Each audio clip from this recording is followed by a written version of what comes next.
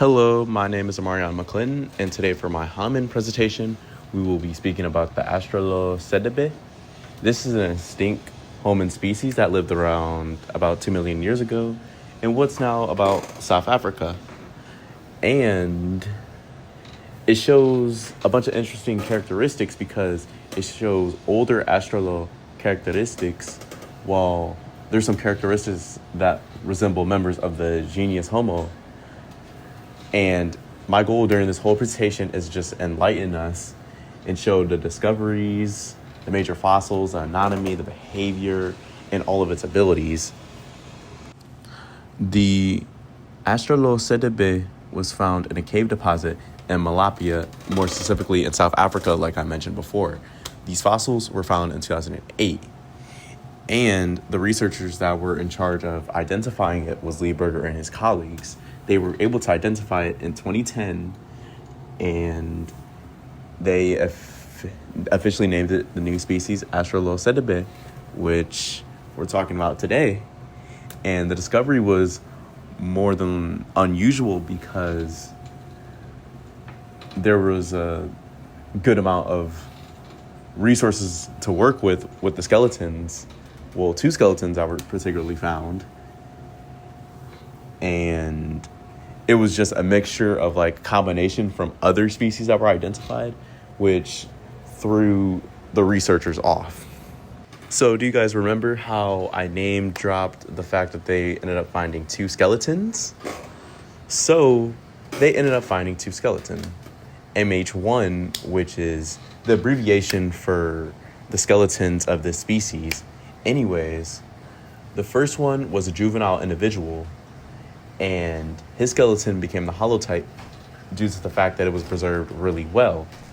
And it's a holotype that scientists typically use as a main example when discovering a new species and trying to compare it and see what it is. The MH2 was an adult individual, and it was somewhat preserved, but it wasn't in the quality of the adolescent individual, which it did have a good amount of stuff to work with, but not enough to be a holotype.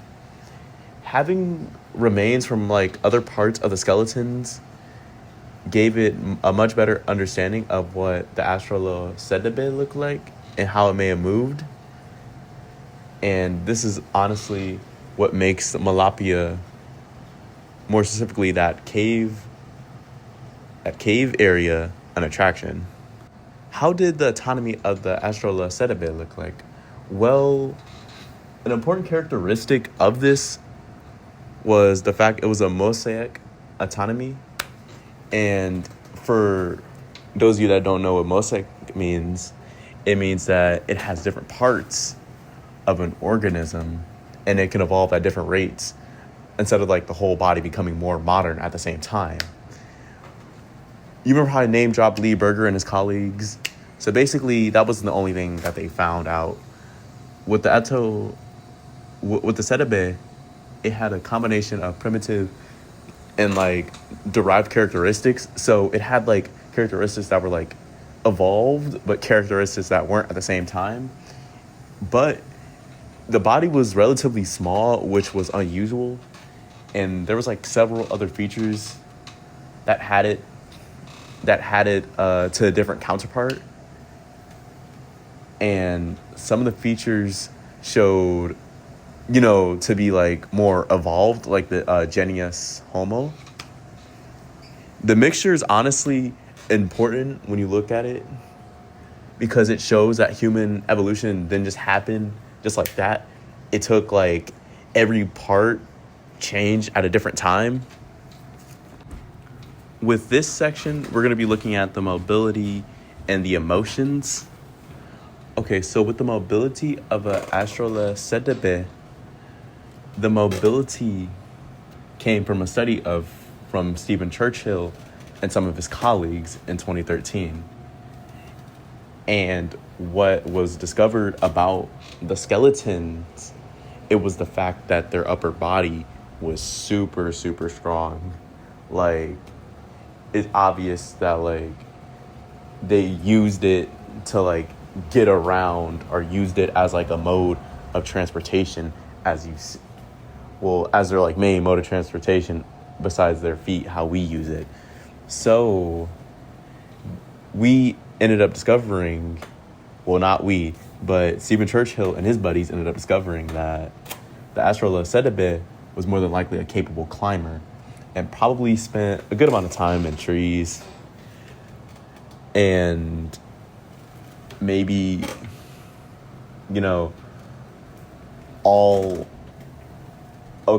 assumption here, but maybe that's how they socialized back then, with one another, and they just associated with, being in the trees. But the researchers also found characteristics consistent with behavior, suspensory behavior. So pretty much that is just like upper limbs just being used to like hang and move places, which this, supports that they were just climbing trees.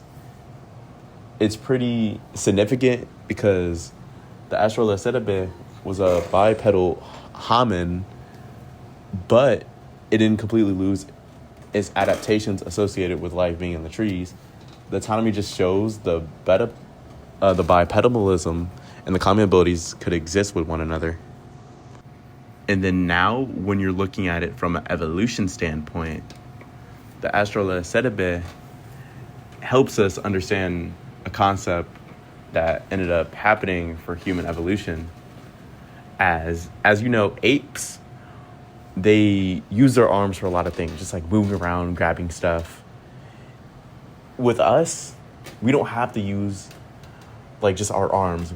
We're not limited. We can use them, but we don't. We use our legs primarily now. And, now our legs are specialized for like activities evolving just like walking for a whole stretch and precise control.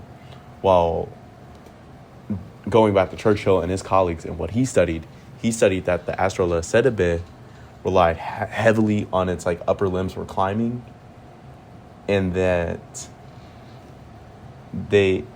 Churchill and his buddies ended up proposing that there was a major transition towards using forelimbs primarily for like manipulation that occurred later in human evolution. And this possibly had to do with the evolution with Homo erectus right now. Therefore, I feel like the Australopithecus provides like an interesting case of intermediate combinations of local motor and manipulative abilities. Now let's look at the relationship that the Australopithecus had with homos. Now, going back to Lee Berger's research and his colleagues, they originally described this species with several characteristics that applied to early members of homos. And this suggestion ended up leading to the fact that the Australopithecus could be closely related to a lineage associated with the origins of our genus. However, this has obviously been debated between scientists that question some of the characteristics should be interpreted, or like whether or not the Australopithecus was closely related to Homo. In the year 2023, three researchers by the name Carly Monagale, David Stratt, and Frederick Grein published a set of evolutionary relationships, and their analysis found a close relationship between the Australopithecus and Homo couldn't be rejected. And they pretty much concluded that both of these shared a lineage, a common ancestor with the earliest members of Homo. It doesn't mean that the Australopithecus was a direct human ancestor. It means that it could be like a distant ancestor, if you will. In conclusion, the Australopithecus is important because it provides scientists with a detailed look that hominin that lived around 1.9 million years ago, and the autonomy, shows a mosaic of primitive and more derived characteristics, like its arms being able to climb all types of like trees and whatnot, in the fact that it was a bipedal hominin, and the fact that they had mixed characteristics between Astros and genus Homos.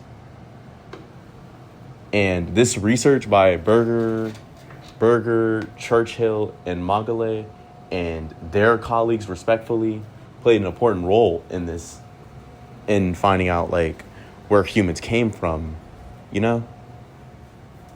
And I hope you guys enjoyed this presentation as much as I loved presenting it. You have a good rest of your day. Bye. Lastly, for my sources, I used PubMed.